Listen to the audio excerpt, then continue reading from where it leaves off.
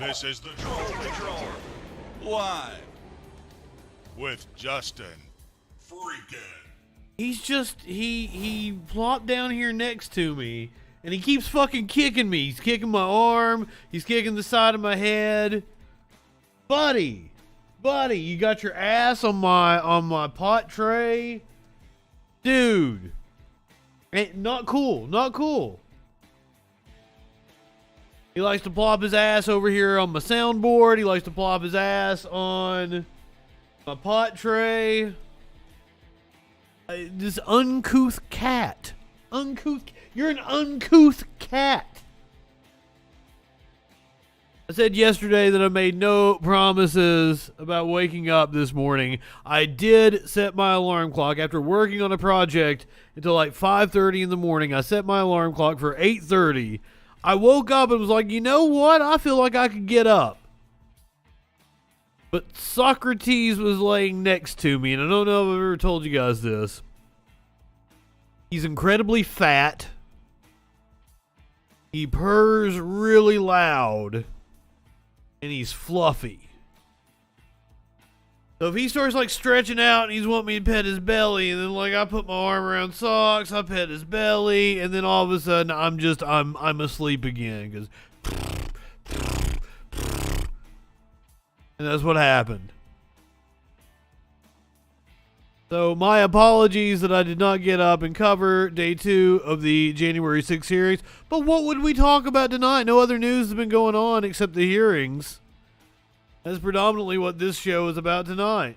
Though we do have some other shit. Cops in Uvalde are asking the Attorney General of Texas to block the release of body camera footage. Because of course they are. RB, weed, don't mind if I do.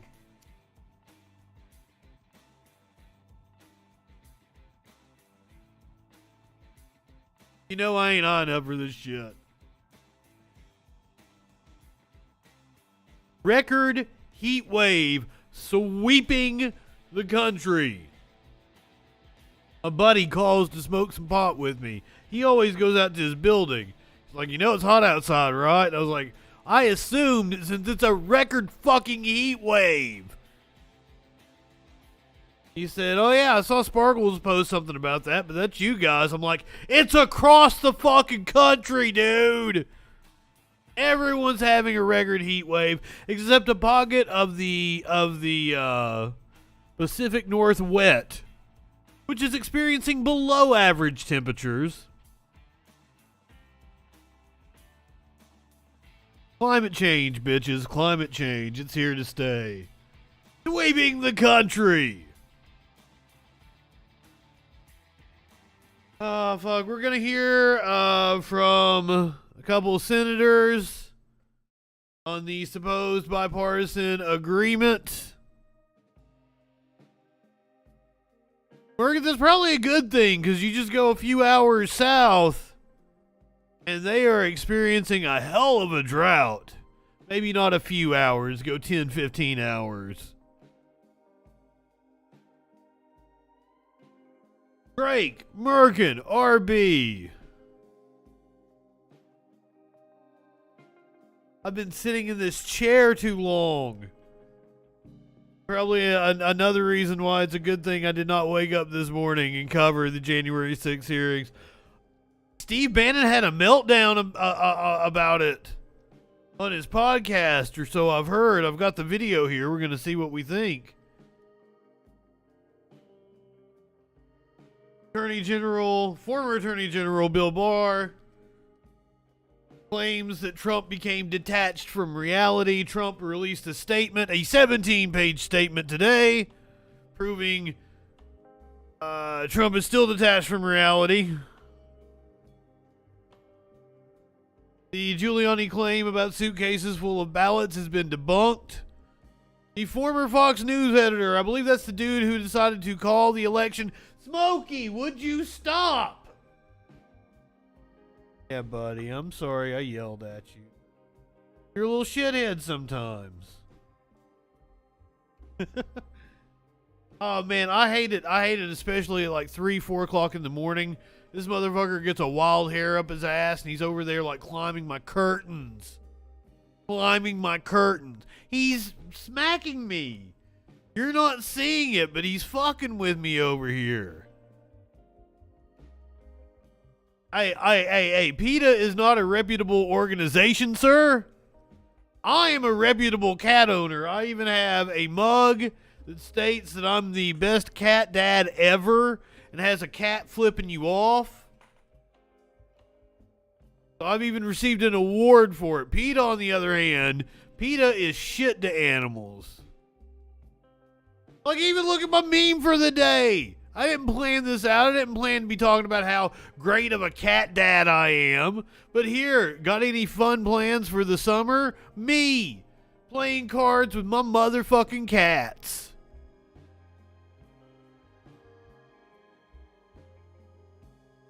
Dip, I don't even know what you're talking about. Oh, you bullshit. The cat. Have you met a cat? Warlord, you have never met a cat before. If you said the cat would not be abusing you if you were a good owner. You have clearly never met a cat. Startled him there. He wasn't done licking his titty. Hey, buddy. Cat's the reason why you didn't get January 6th coverage. I'm blaming it on Socrates. You didn't get January 6th coverage.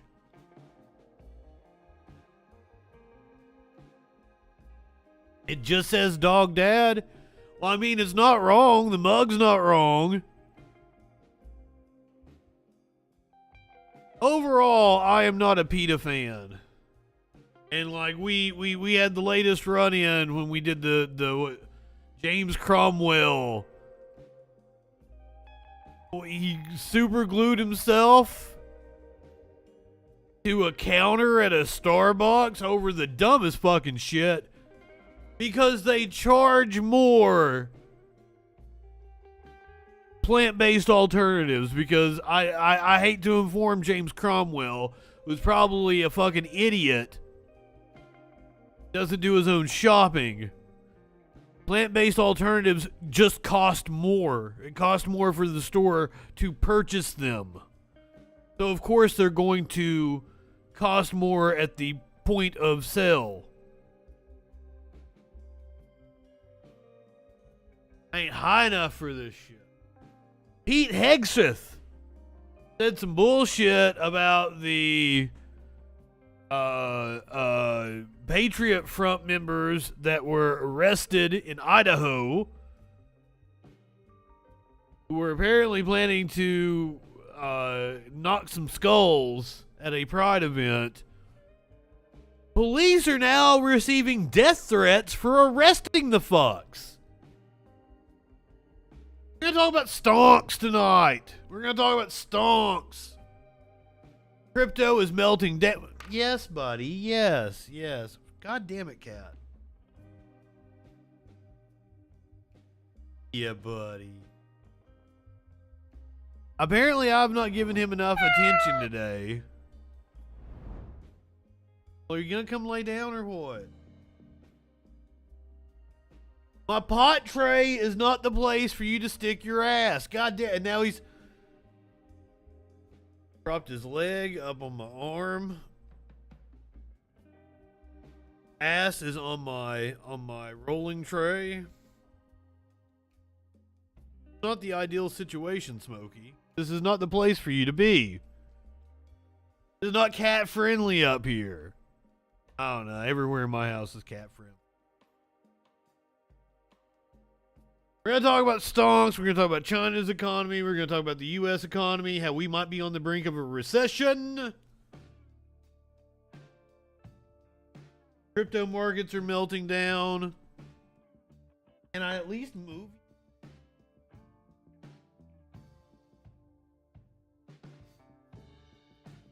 Made me spill my bowl, dude.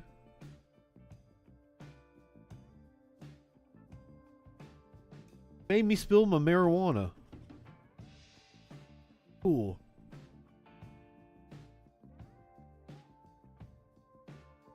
So much more tonight.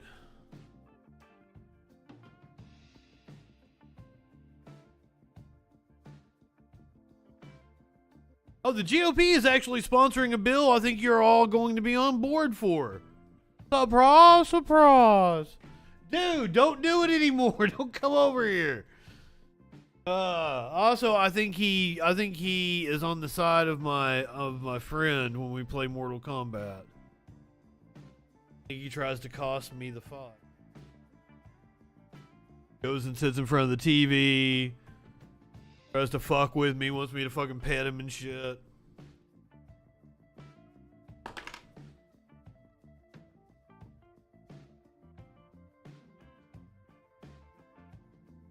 Start off tonight with the January 6th hearing, which I overslept this morning. Have no clue what went on. So let's get caught up. You're going to get caught up with me. Some of you probably watched it. Of all these allegations of fraud that built up over a number of days, and it was like playing whack-a-mole because something would come out one day and then the next day it would be another issue. Like playing whack-a-mole with Donald Trump. I would not want to go to Chuck E. Cheese with Donald Trump. This is the LA Times putting insane music under this. Can we just hear him talk? I just wanted to hear Bill Barr. Horribly edited video.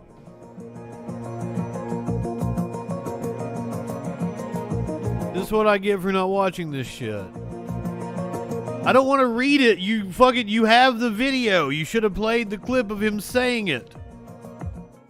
Got under my skin, but I also felt it was time for me to say something. So I set up a lunch with the AP reporter Mike Balsamo, and I told him at lunch, I made this statement that to date we have not seen fraud that could have affected a different outcome in the election. And the president was as mad as I've ever seen him, and he was trying to control himself. And the president said, well, this is, killing me.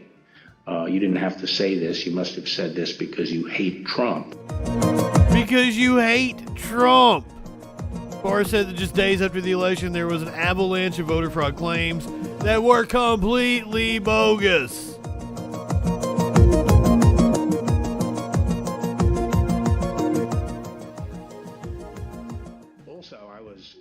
By the fact that all the early claims that I understood were completely bogus and silly and usually based on complete misinformation. And so I didn't consider the quality of claims right out of the box to give me any, feeling that there was really substance here. After Trump suggested there was fraud in certain jurisdictions, Barr said he responded that there was no indication of that there was fraud and it was bullshit. The stuff that his people were shoveling out to the public was bullshit. I mean, that the claims of fraud were bullshit. And they censored it. He was indignant about that. And I reiterated that they'd wasted a whole month on these claims on the Dominion voting machines, and they were idiotic claims. Idiotic claims. Here's the thing is, Barr spoke in the past tense as if Trump used to be indignant. No. Trump is still indignant. This is Trump's statement. Statement by President Donald J. Trump. He is not the president. Sir, you are not the president right now.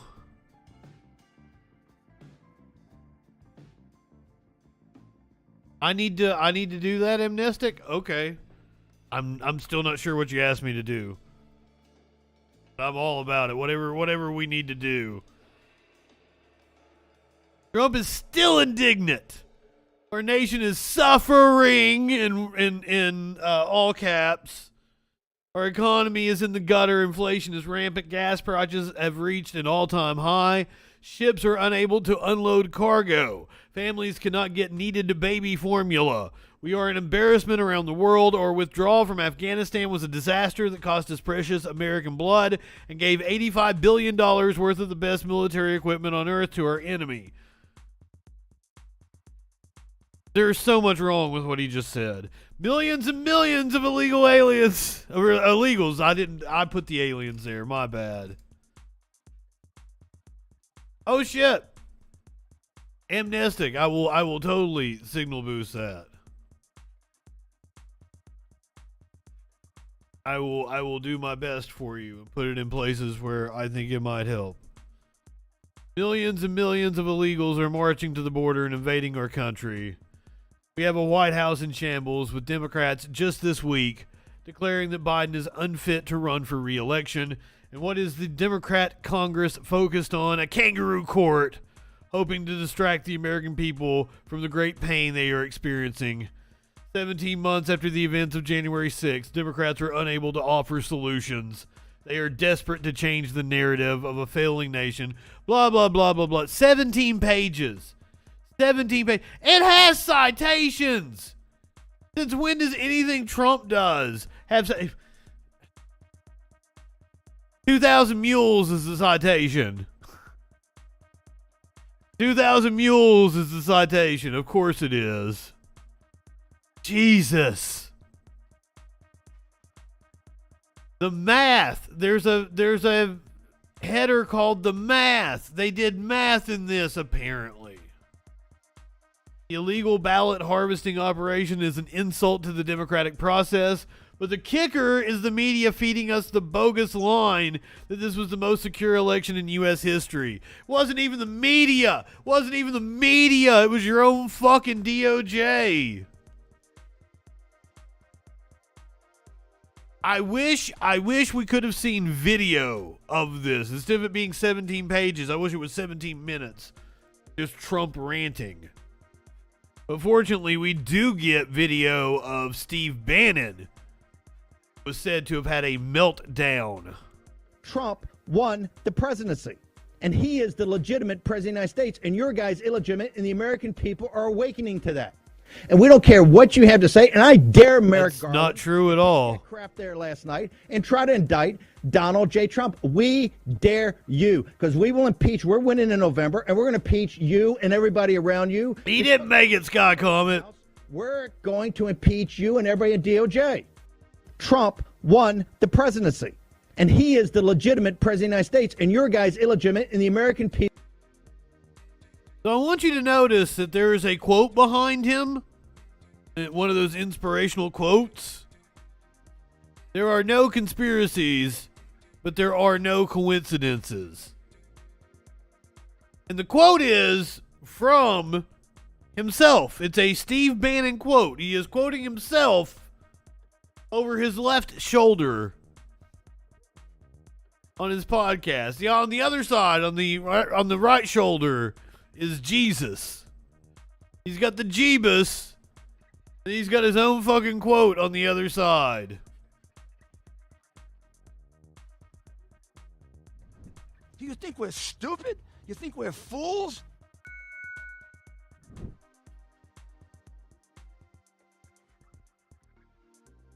So he's going to impeach everybody. Hide your kids, hide your wives. If the Republicans get elected, they're going to impeach everybody up in here.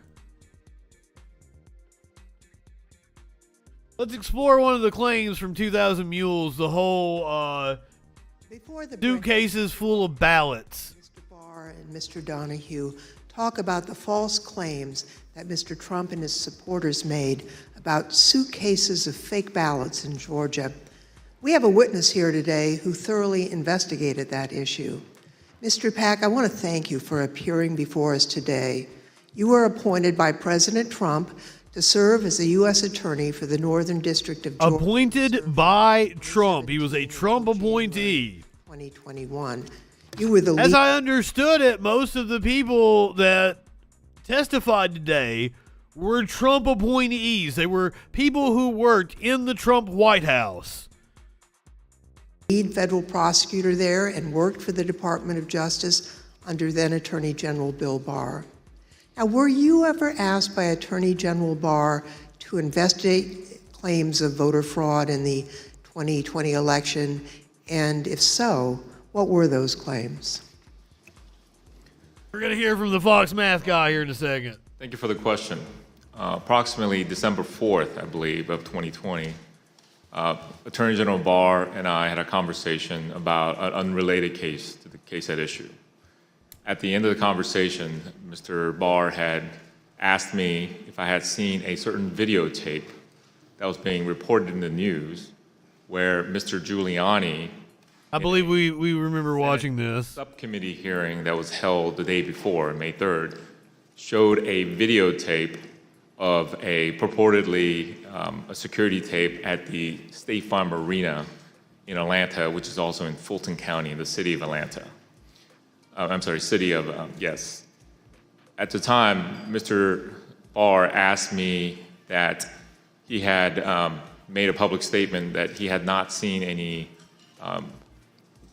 widespread election fraud that would question the outcome of the election. And because of the videotape and the serious allegation that Mr. Giuliani was making with respect to the suitcase full of ballots purported. I'm sorry, but Rudy Giuliani is not a serious person to make any kind of a serious I had allegation. envisioned that in some days after our call that he was going to go to the White House for a meeting and then that issue might come up. He asked me to make it a priority to get to the bottom of, just try to substantiate the allegation made by Mr. Giuliani. Thank you. I understand the Georgia Secretary of State's office investigated those State Farm Arena allegations and didn't find any evidence of fraud. What did you find when your office conducted its own investigation? We found that the suitcase full of ballots, the alleged black suitcase that was being seen pulled from under the table, was actually an official lockbox where ballots were kept safe.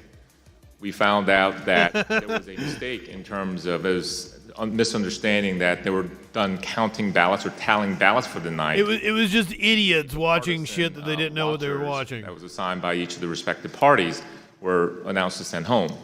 But once they realized the mistake, someone from the Secretary of State's office had indicated that, no, we're not done for the night. You need to go ahead and continue counting.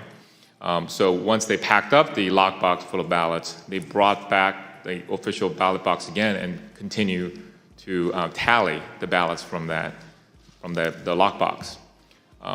Unfortunately, during the Senate hearing, Mr. Giuliani only played a clip that showed them pulling out the official ballot box from under the table and referring to that as a smoking gun of a fraud in Fulton County.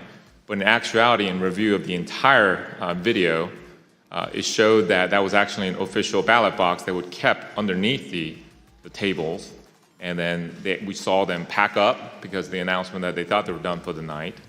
And then once the announcement was made that you should continue counting, they brought Sky Comment. Thank you for the They cheer. continued to count.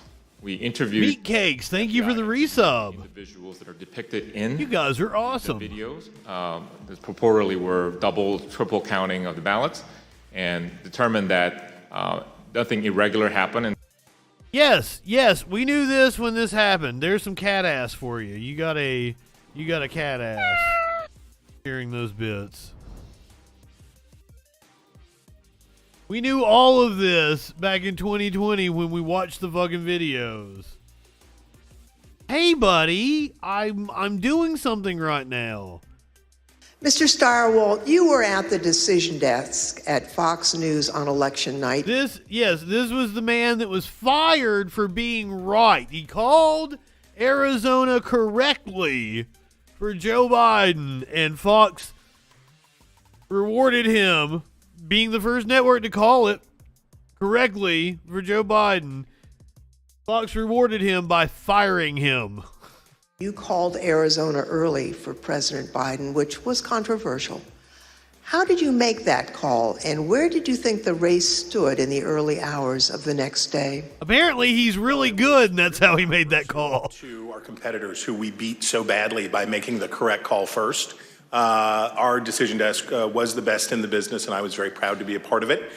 Because we had partnered with the Associated Press and the National Opinion Research Center at the University of Chicago, thanks to my colleague and friend Arnon Mishkin, had built a wonderful device for forecasting the outcomes of elections. So we had a different set of data than our. Well, he's getting to go and shit on the employer that fired him. Great team.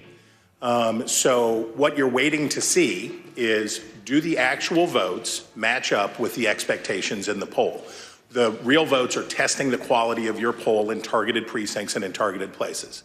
And let me tell you, our poll in Arizona was beautiful, and it was doing what we wanted it to do, and it was cooking up just right. And it's cooking up just right.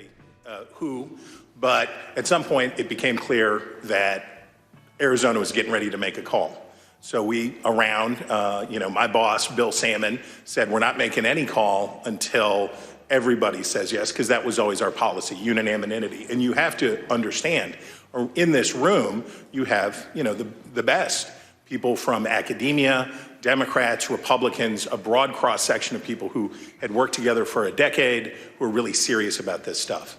So we knew it would be a consequential call because it was one of 5 states that really mattered, right? Wisconsin, Michigan, Pennsylvania, Georgia, Arizona were the ones that we were watching. We knew it would be significant to call any one of those 5, but we already knew Trump's chances were very small and getting smaller based on what we had seen. So we were able to make the call early. We were able to beat the competition. We looked around the room, everybody says yay, and on we go. And by the time we found out how much everybody was freaking out and losing their minds over this call, we were already trying to call the next state. We had already moved on. We were into Georgia. We were in North Carolina. We were looking at these other states. It was election night. This motherfucker was busy. We were pleased, but not surprised. I see. After the election, as of November 7th, in your judgment, what were the chances of President Trump winning the election? After that point? Yes. None. I mean, I guess it's always possible that you could have, a truckload of ballots be found somewhere, I suppose. But once you get into this space, ahead of today, I thought about what are the largest margins that could ever be overturned by a recount, and the kind of stuff that we heard Mike Pence talking about, sounding like a normal Republican that night when he said, we'll keep every challenge. Nothing like that. In a recount, you're talking about hundreds of votes. When we think about calling a race, one of the things that we would think about is it outside the margin of a recount? And when we think about that margin, we think about, in modern history, you're talking about 1,000 votes, 1,500 votes at the way, way outside. Normally, you're talking about hundreds of votes, maybe 300 votes that are going to change. So the idea that through any normal process in any of these states, remember, he had to do it thrice, right?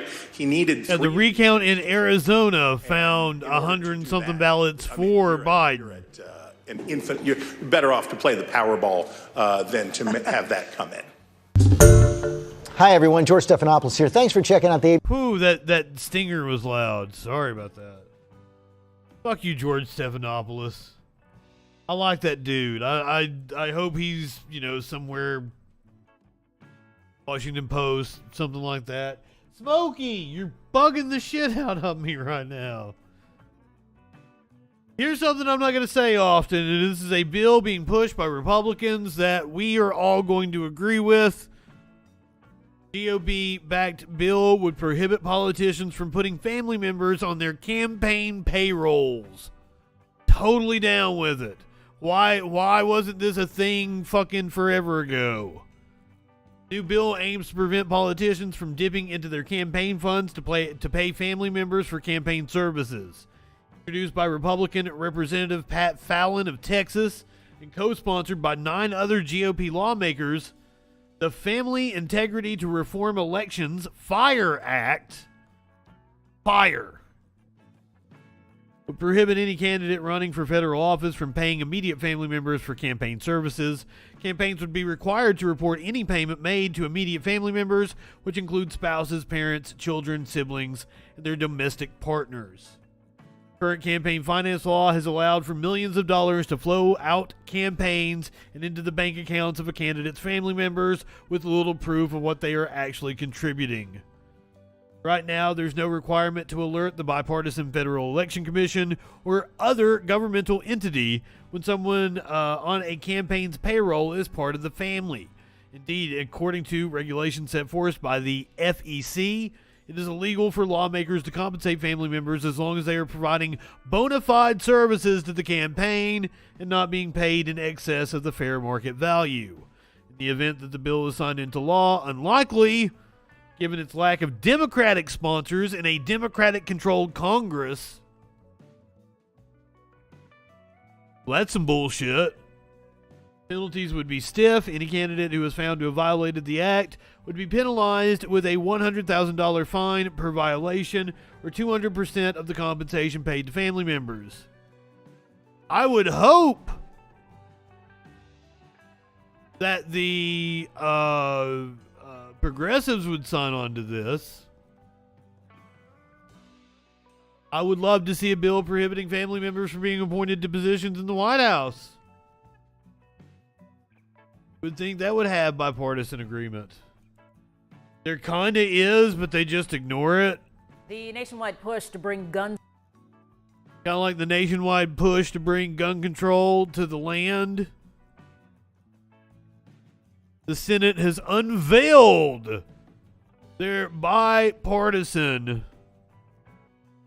gun control legislation. I'm sure you're going to be positively underwhelmed. Gun safety changes continues on Capitol Hill. The Senate unveiling what would be a landmark bipartisan gun safety bill if passed. Rekha Mudaraj is live in the newsroom now with what's being considered. Rekha? Hey, Mia. Well, Texas Senator John Cornyn is one of the lead negotiators for this bill. It addresses issues like mental health, school safety, and illegal gun purchases. He spoke moments ago on the Senate floor presenting the proposed legislation. Now, Cornyn says it impacts only violent criminals and those declared mentally ill, but he emphasized that law-abiding gun owners are not the problem and have a Second Amendment right to purchase a firearm. The plan also includes improving availability for mental health care and creating stronger school safety measures. And there's another provision in light of the shooting in Uvalde. Our provisions also include a review of juvenile records for buyers under the age of 21. In Uvalde, Salvador Ramos was able to pass a background check only because no one had any insight, official insight, into his tortured background. We need to know before somebody walks in and buys a firearm when they turn 18, what their mental health and criminal record history looks like to the extent feasible. Cornyn says he believes this bill will save lives. In the meantime, the House also passed a wide-ranging gun control package last week, mostly along party lines. It includes a ban on the sale of large-capacity magazines and raising the minimum age to buy a semi-automatic rifle from 18 Now, to 21. there's something a little more solid that you can sink your teeth into. Support in the evenly divided Senate. Mia? We'll see where the proposed legislation goes from here. You know, speaking of Uvalde, you've been wondering what those cops been up to? What them cops been doing? Something shady, I would assume. Texas police want Uvalde body cam footage suppressed because it could expose law enforcement weakness. I mean, yes. Yes. Texas Department of Public Safety has asked the state's office of the Attorney General to prevent the public release of body camera footage of the mass shooting at Robb Elementary School in Uvalde, in part because it argues the footage could be used by other shooters to determine weaknesses in police response to crimes. I mean, the weakness is the fact that, like, you just aren't going to do anything. That you can have 70 cops on the scene and you aren't going to do anything. This just adds more fuel to the fire that they shot a kid. We know that they got a kid shot. We know already that they got a kid shot.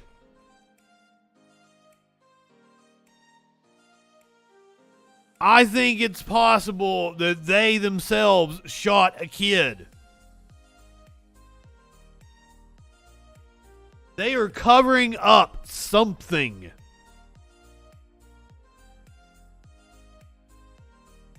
The Office of Texas Attorney General Ken Paxton, who has been under indictment for like 5 years now review audio and body camera footage recorded by the department to determine if any of it can be released. According to a letter the department sent Motherboard in response to a public records request we filed asking for photographs and audio as well as video records recorded by Department of Public Safety officers. Revealing the marked records would provide criminals with invaluable information concerning department techniques used to investigate and detect activities of suspected criminal elements.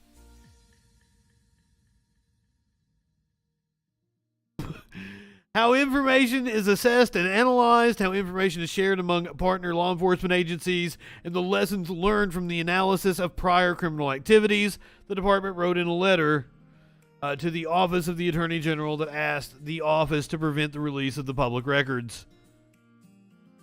I think they are covering shit up. Knowing the intelligence and response capabilities of department personnel. What intelligence and response capabilities?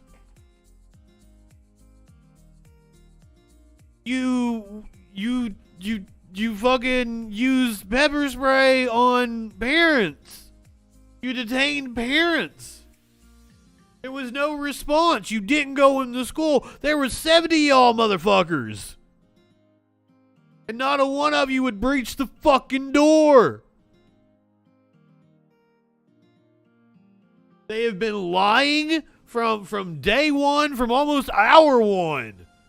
From the time we first heard from them, their story has been a lie. They have tried to blame other people, and they have been bullshitting us.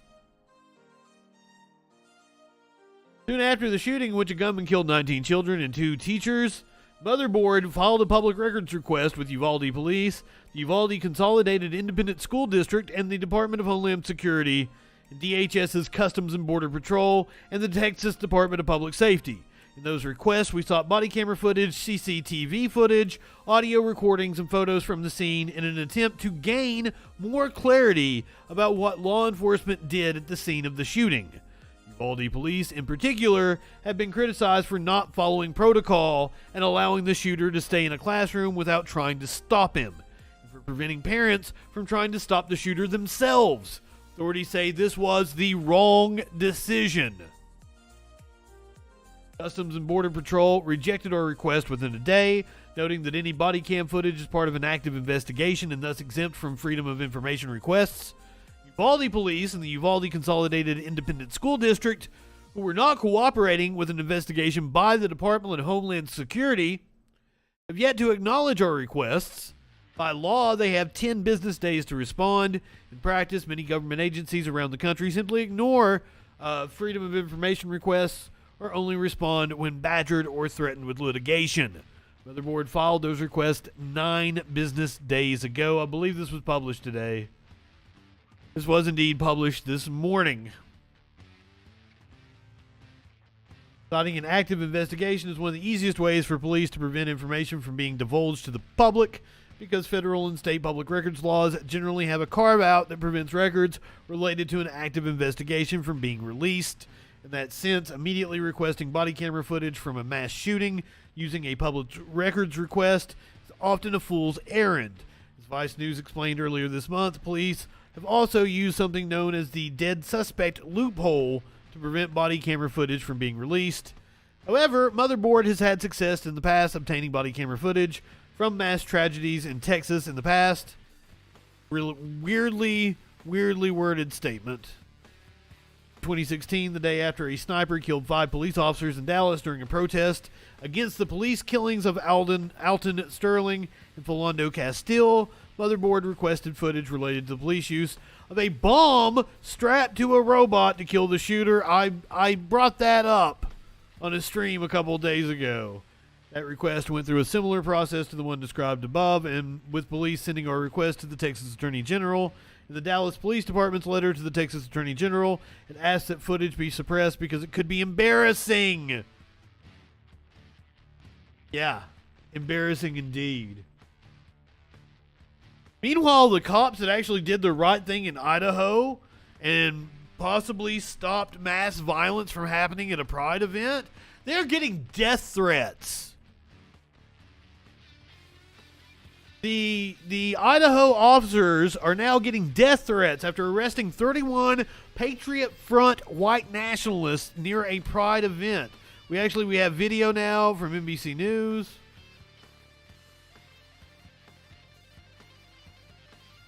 The U-Haul full of dudes. A swarm of U-Haul full of dudes came to riot. 31 suspected white nationalists zip-tied and arrested blocks from a Pride festival. These people want violence for us, and we don't want violence for anybody. There was at least one smoke grenade. There was multiple shields. Coeur d'Alene police Saturday discovered the crowd crammed in a U-Haul after a 911 caller described seeing a little army at a local hotel with masks on their faces and slogans like Reclaim America on their shirts. Police charging all 31 with conspiracy to riot, noting they planned to swarm several parts of Coeur d'Alene and carried paperwork similar to an operations plan that a police or military group would put together. They traveled in from states all across the country, allegedly They're playing militia. They appear to be affiliated with the group Patriot Front. Who is Patriot Front? Patriot Front is a white supremacist group. It is anti-Semitic, racist, and homophobic to the core. Experts say the group formed following 2017's deadly Unite the Right rally in Charlottesville, Virginia. Tonight, police in Idaho working with the FBI. Why Coeur d'Alene, Idaho? White supremacist movement has deep roots in Idaho. And sometimes they'll choose small towns. Less security, easy to show up, less resistance. Amid Pride Month, events across the country now on edge, knowing one small town may have dodged a violent confrontation. Maggie Vespa, NBC News. Well, that's not the only confrontation. We had the Proud Boys. Today, gas hit a new high. Gas hitting a new high. We had the Proud Boys in California try to get in the face of some drag queens at a story time. Meanwhile, over on Fox, Pete Hegseth makes an infuriating comment on the hate group's arrest near a Pride parade. Here is the video posted by Media Matters. More than 24 men have been accused of belonging to a white nationalist group and are arrested near a Pride parade in Idaho. And police are saying the men piled into a U-Haul and planned to stage a riot. It's interesting to see what comes. I was trying to make it full screen. Investigation. Ashley Strohmeyer is here with the details. Ashley. Yeah, dozens of people in masks suspected of being tied to a white nationalist group were arrested near an Idaho Pride event yesterday, accused of conspiring to start a riot. Police in Coeur d'Alene confirming those people. You're right, Sassy. Boys like to play dress up, so I don't understand why they don't understand drag queens and shit. It's same fucking deal. Same fucking deal. You guys want to play Army. People came to the event from multiple states and were found in the back of a rental truck. 31 people were detained.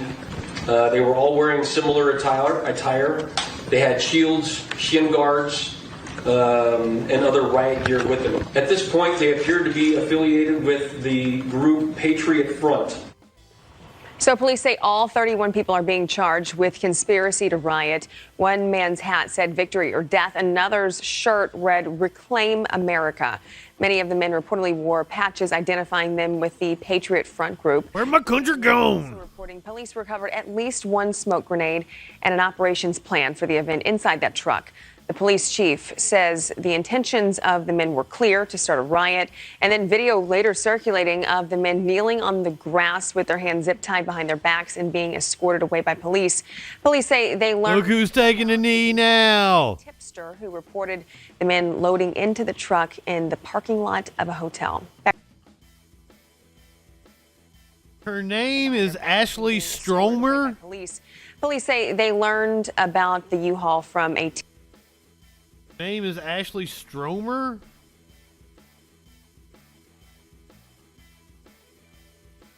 Wild.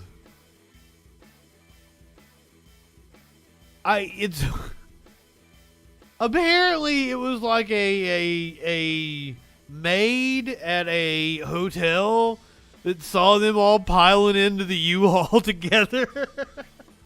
Like it's a clown car. And that's how they got caught, because the maid called 911. That's hilarious.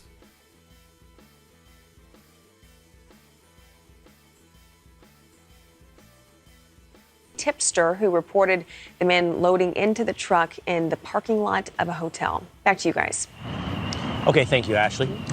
I just want to know how many BLM riots were prevented because we got in on the inside before they... Wow, how many BLM riots? Let's change the subject completely. Let's do some whataboutism.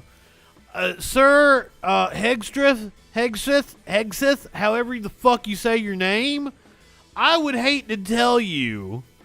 No, I don't hate to tell you at all. I don't hate to tell you at all. Most of the violence during the summer of 2020 that you're calling BLM riots actually came from right-wing groups. Like this one. Feds say far-right group coordinated attack on Minneapolis police precinct during protest. The FBI brought charges against a member of the far-right Boogaloo Boys, participating in an effort to incite a riot outside a Minneapolis police precinct in May amid protests against the police killing of George Floyd. That's the one when they say cities burnt down. That's what they're talking about. The Minneapolis Police Department. You can pretty much go city by city and all the major violent events during the BLM protests were actually right-wing organizations trying to make it look like the BLM protests were violent. I'm sorry. That's just the facts of the matter. Now, were there some BLM protests that got out of hand? Sure. I'm sure there were. But for fuck's sake, learn what you're talking about. And I had a dude one time tell me, it was like, well, the DOJ is corrupt. You can't listen to what they say. They indicted the Boogaloo Boys? Huh. I don't believe it. I'm like, well, sir, if you have a problem with the DOJ, wait till you find out what BLM was protesting. You dumb fucks. You dumb fucks. Idiots, each and every one of you. Right-wingers are morons.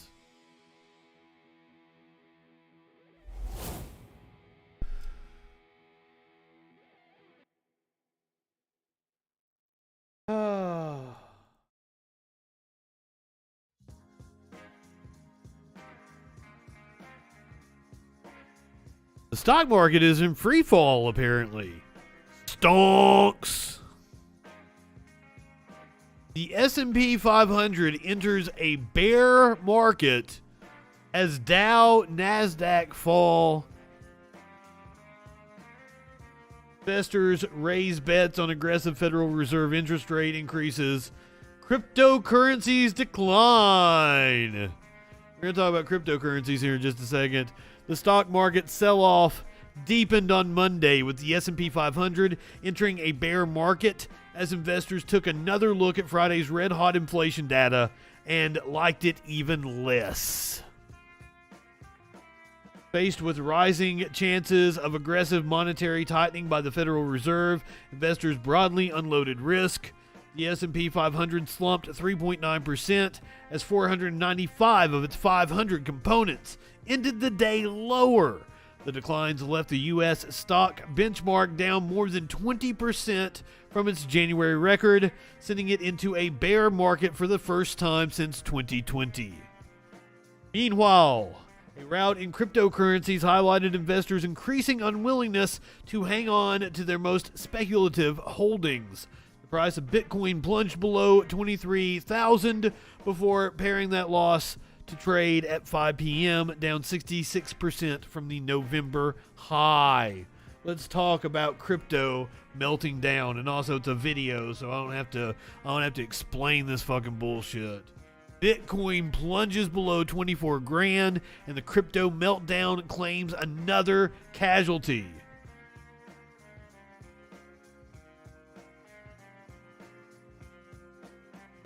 Crypto prices are crashing. Bitcoin is down right now more than 10%. Two major platforms had temporarily suspended. Holder! Network blamed extreme market conditions. Binance users. So wait a minute. Seller. Well, I don't know what the fuck their terminology is. A technical issue. Bitcoin is down now 66% from its November record high. Paul and Monica joins us live now. So, Paul, it seems as though investors no longer really sort of seem to have faith in these alternative investment classes, cryptocurrency, including Bitcoin, as a hedge against inflation. Just walk us through that. Yeah, there had been, Zane, a lot of Bitcoin and crypto bulls who had been holding firm to the notion that if the dollar were to weaken, if the Fed were to try and... I'm not sure what that means. When I hear the term bull, that's like a guy, usually a black man. You get to come over and fuck your wife or your girlfriend. Get you a bull to come over and you do your little cuck thing in the corner. That's just what I've heard. Flood the market with more liquidity, or other global central banks doing the same, that you'd want to own Bitcoin. It's this great inflation hedge. It's digital gold. Well, it turns out that almost like it's bullshit. The case. It's more a speculative asset like a tech stock, and gold is still real gold, even though gold is down today too, just because everything is in red, as Mark Zandi alluded to a little bit earlier. I think right now investors are grappling. We'll get you a bear. That Bitcoin is a speculative. You get you a daddy with a gut, seeing as some a hairy chest. Those problems with Celsius and Binance. Obviously, for many people who have money tied into Bitcoin, this is somewhat reminiscent of the bank runs of 2008, 2009, when you had people that were worried about what was going on in the financial. Okay, Sky comment. The other day, I was reading the story, like it wasn't until the other day. I'd heard bear and bull market for years, right? But it wasn't until I was reading a story here on the Troll Patrol the other day that it dawned on me that it wasn't B-A-R-E. Bear. I thought like a bear market, like bear. There's nothing going on in the bear market, right? It's like a bear cupboard. No. It's a bear, like a bear hibernating. And then a bull market's like when the bull's raging and shit, right? But for most of my life, when I even knew what the terms fucking were, right? I thought it was bear market as in BARE. Not bear as in the animal. Rawr. Markets trying to take out money. The problem is that these are not federally insured deposits like you have with big banks. So I think a lot of investors are scared and nervous. Yeah, and they signed up for it knowing that risk. How close are we to the bottom, do you think? Where's the downside here?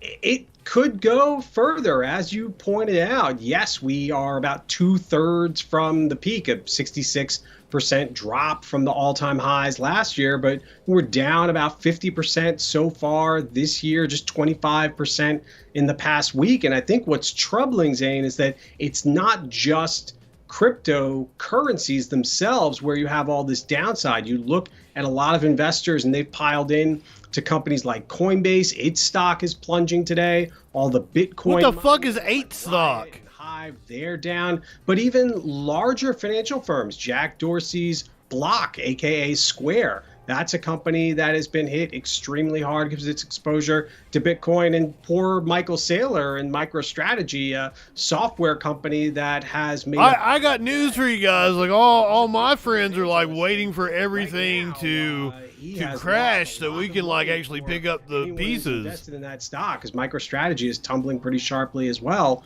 along with just all the entire system come crashing down, and it hurts inside. And it's actually probably pretty good for my cohort. Just saying. Dun, dun, dun, dun, dun, dun, dun, dun. See, Mox, you're heavy in cash. You can use that cash to buy up assets when it comes crashing down and it hurts inside. Dun, dun, dun, dun, dun, dun. I'm doing the Hulk Hogan theme for those of you who don't know.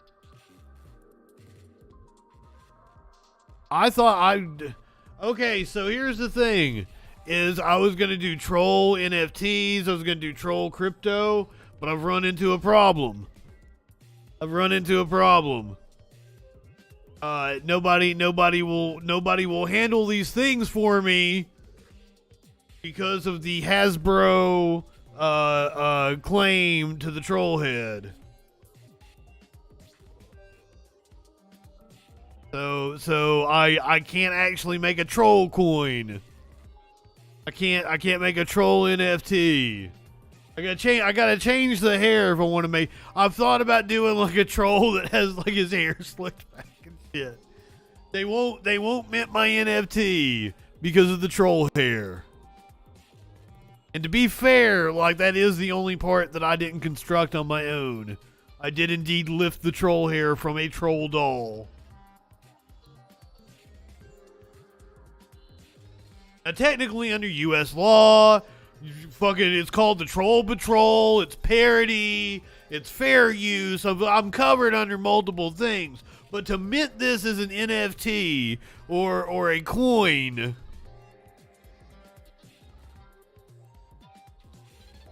well, see, that was the very first NFT. Let me see if I've got it here. Well, it's actually the troll face. It was one of the reject designs. Here you go. This was supposed to be the very first Troll Patrol NFT. And they won't let me mint it because of the troll hair.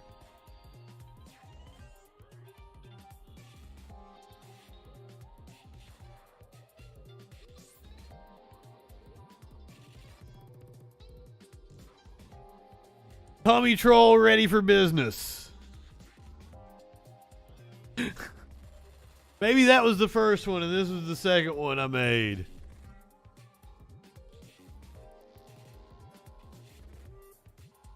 Won't let me use the troll hair.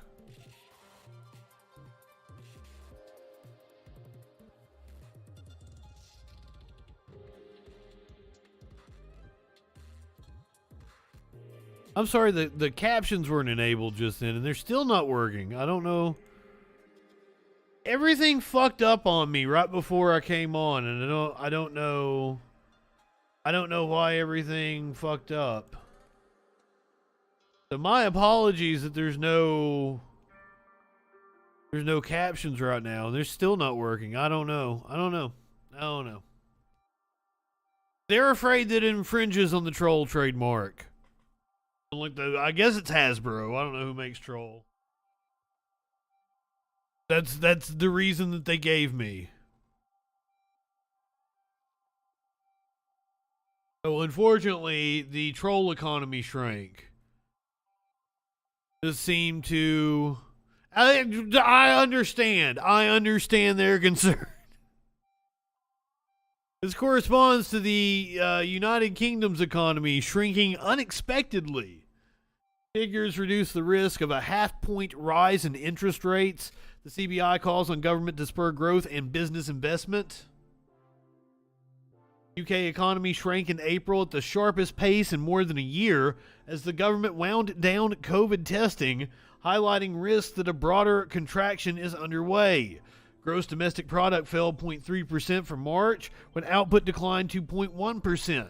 The Office for National Statistics said on Monday. A gain of 0.1% was predicted by economists. Oh shit! Figures underscore a dimming outlook for the UK economy, with manufacturing, services, and construction all contracting together for the first time since January of 2021. That may persuade the Bank of England to move cautiously in fighting inflation. It's expected to deliver a quarter-point rate raise on Thursday. Things aren't looking good, guys. I'm just going to tell you. That's the UK's economy. What's going on over here in China? According to Barron's, things aren't looking too good in China. China's economy is in trouble. The ripples will hit the Fed. The world's two largest economies are navigating an increasingly difficult task.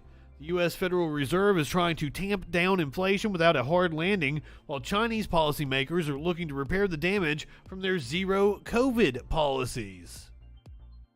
How policymakers in one country fare could impact the other, adding to the complicated calculus for investors also trying to digest the latest geopolitical escalation as China claims the Taiwan Strait that the U.S. Navy regularly transits isn't international waters.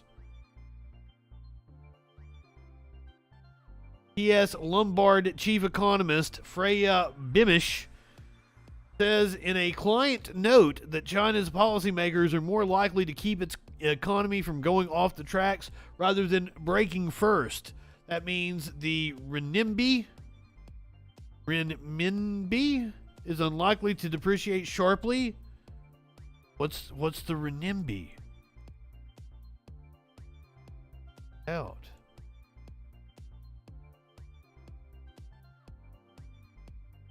Another word for the Chinese yuan? The renminbi. I'd never heard it referred to as that. Oh, cool.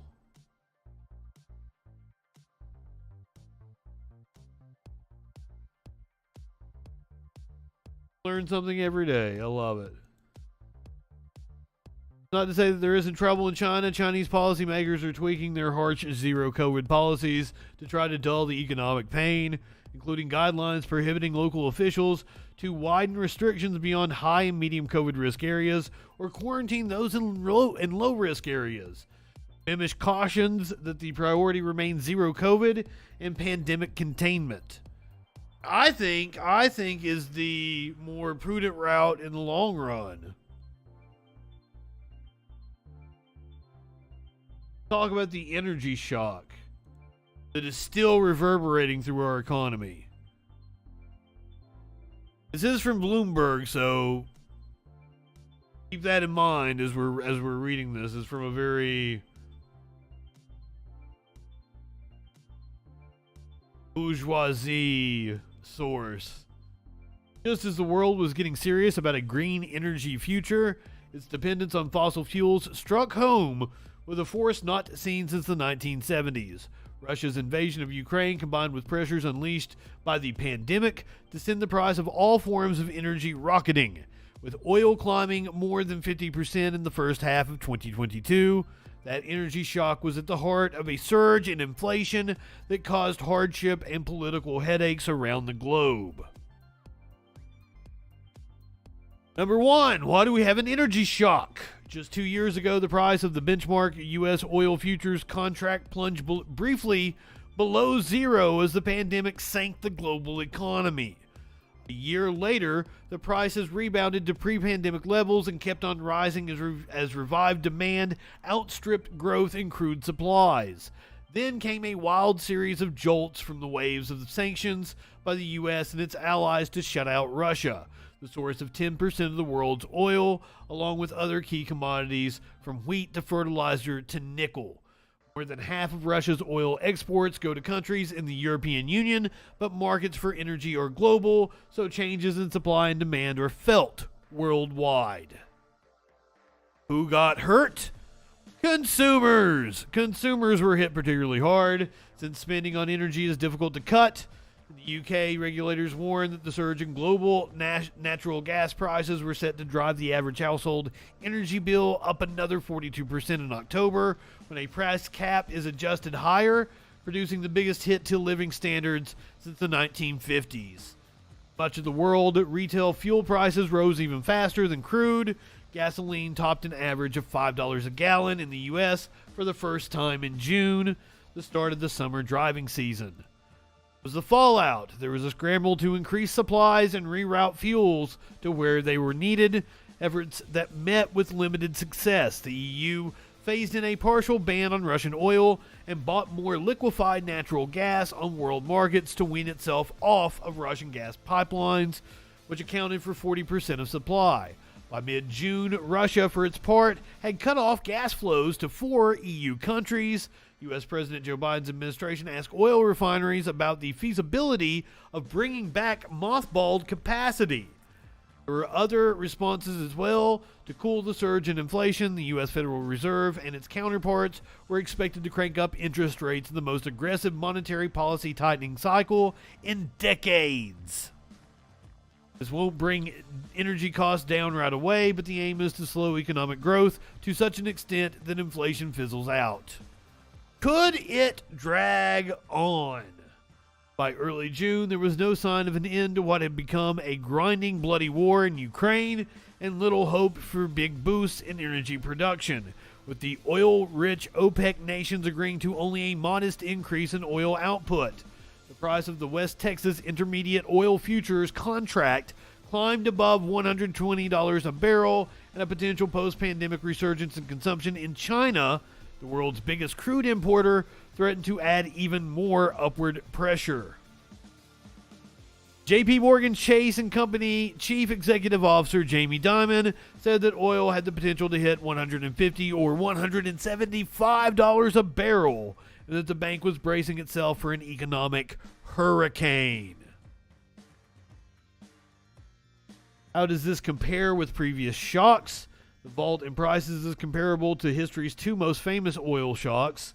The 1973 Arab-Israeli War, which led many crude producers to refuse to sell to countries that supported Israel, and the revolution in Iran 6 years later, that for a time cut out about 7% of global crude supply.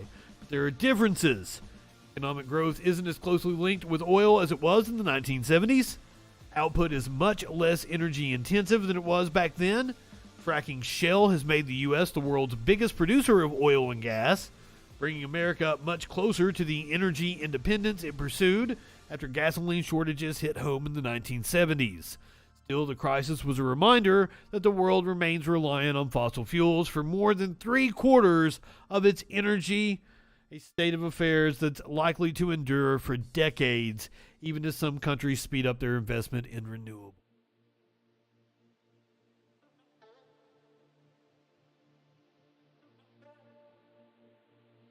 I probably need to speed up those investments. We're going to talk about the record fucking heat wave that is hitting the United States here in just a second.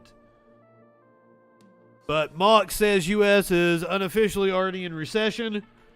Let me show you what Mox is referring to. The Fed GDP tracker shows the economy could be on the brink of a recession. The economic indicators that predict where we're going as an economy, the Atlanta Federal Reserve's GDP Now tracker, is now pointing to an annualized gain of just 0.9% for the second quarter, down from an estimated 1.3% increase less than a week ago. With the first quarter growth down 1.5%, a second consecutive quarter of negative growth meets a rule of thumb definition for a recession.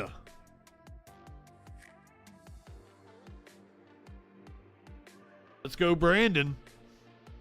National Bureau of Economic Research, the official arbiter, says a recession can include 2 straight negative GDP prints. That's not necessarily the case.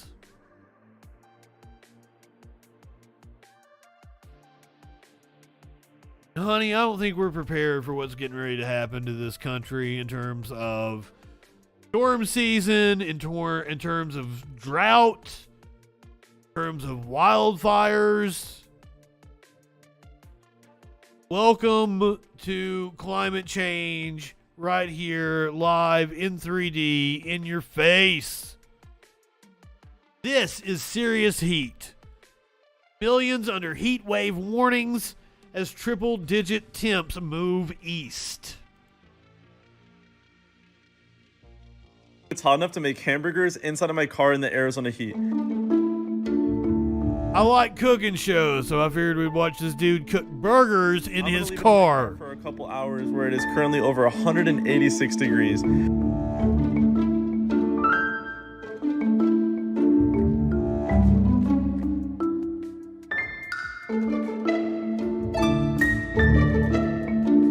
If you're ever too lazy to cook on your stove, just cook in your car. This burger was a definite 10 out of 10. You probably shouldn't do that. More than 100 million Americans were under some form of heat warning or advisory on Monday as a withering, potentially record-breaking heat wave made its way toward the central and eastern USA. The heat moved east after scorching portions of the West Lake last week and over the weekend. Phoenix, Las Vegas, and Denver were among cities posting record temperatures. Would you like to see some pictures? I got you some graphs. The heat advisory. Here we go. Here are all of the places that are forecast to record record high temperatures Sunday through Wednesday. Do you see all of the red dots? There is probably one near you.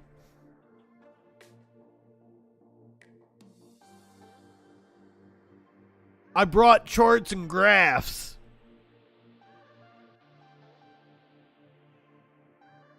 As I mentioned earlier, this is happening. Tuesday's temperatures will be below average in what I like to call the Pacific Northwest. Yeah, Mox, you've got the below average temperatures. I don't know what's causing that. Another polar vortex or some shit. That's probably pretty nice, to be honest with you, for a June afternoon. Most of the country is seeing above average temperatures. You can see that it is moving eastward. All the places set the record high temperatures. Guys, it's not even summer yet. It's not even summer yet. We still got like a week until it's summer. And we're already setting record temperatures. Hurricane season just started. I think we're going to get pounded with hurricanes this year. Strap in, bitches. It's going to be a hot, hot summer.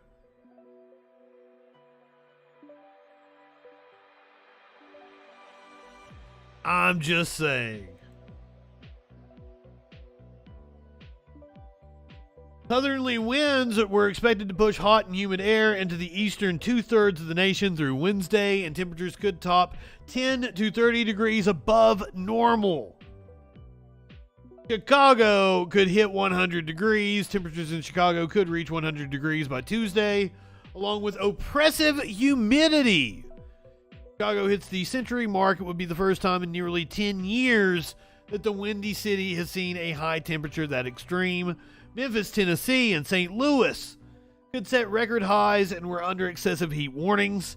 Heat index values, what the weather feels like when humidity is factored in, could approach 110 degrees this week. Such conditions are dangerous, and the Weather Service said heat-related illnesses are possible. Yeah, it ain't no laughing matter.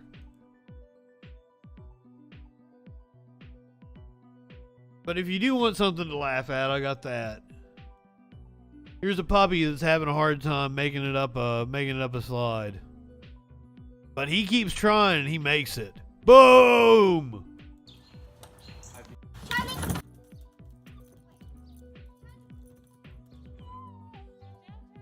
Root for the underdog. That Sock's trying to get up on anything. He doesn't get it the first time, but he gets it the second time. I just want to show you a puppy.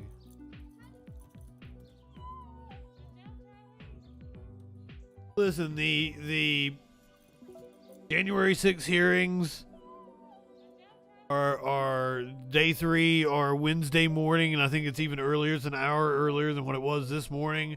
I make no promises, but just like this morning, I will set an alarm. We'll see, but I make no promises, I swear. I ran everybody off with the puppy. That's not usual. Usually the other way around. Like, I keep everybody when there's... I guess everybody knew I was leaving.